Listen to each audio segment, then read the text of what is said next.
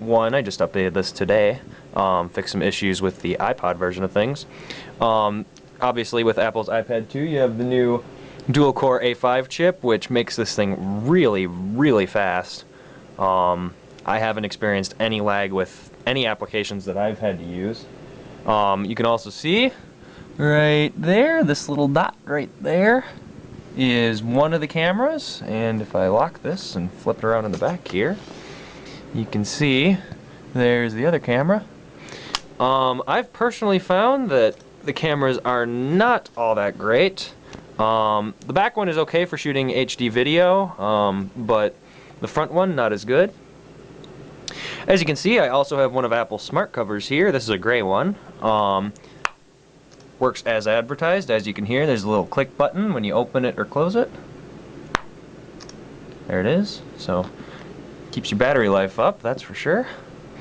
Let me show you a couple of apps. Let me start with Infinity Blade.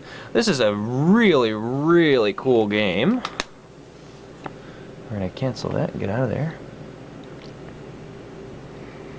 As you can see, published by Epic Games.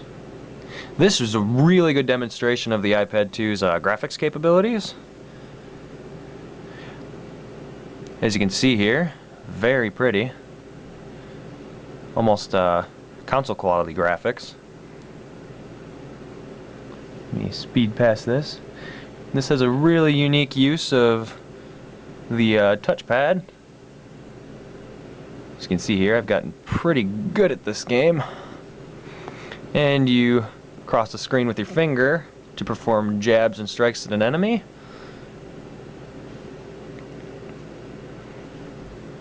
And got him there. Not much of a really, engrossing story behind this game, but I don't really think that's the major point of the game. As you can see, you parry enough and you'll eventually get him.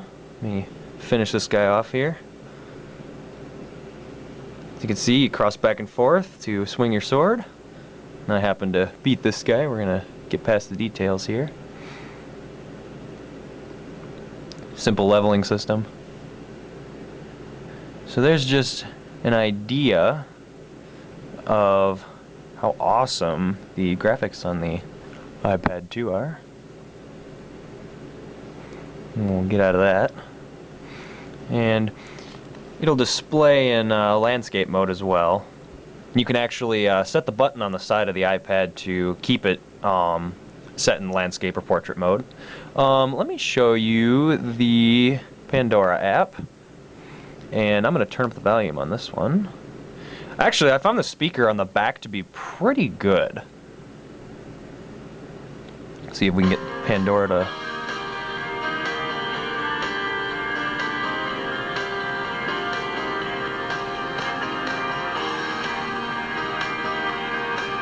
You can see, fully featured Pandora app, very nice.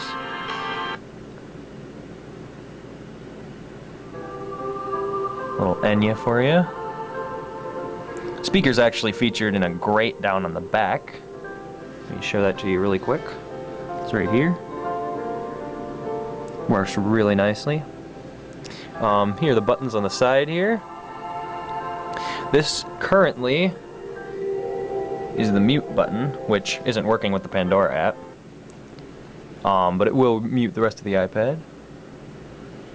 You can also, like I said, set that button to keep it in portrait or landscape. Let me show you the camera once.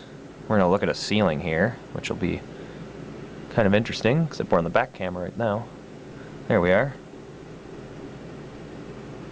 Not the greatest in the world. As you can see, obviously it doesn't look all that great on a camera, but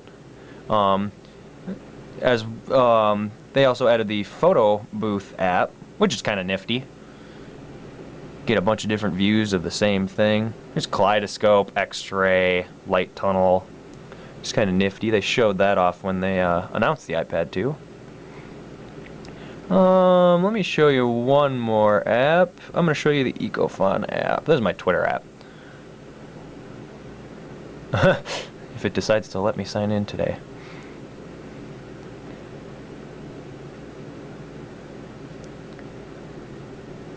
not much more to show you. I mean, it's an iPad.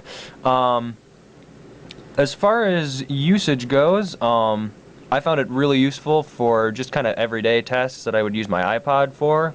But it does definitely bring a unique interface to the iOS platform.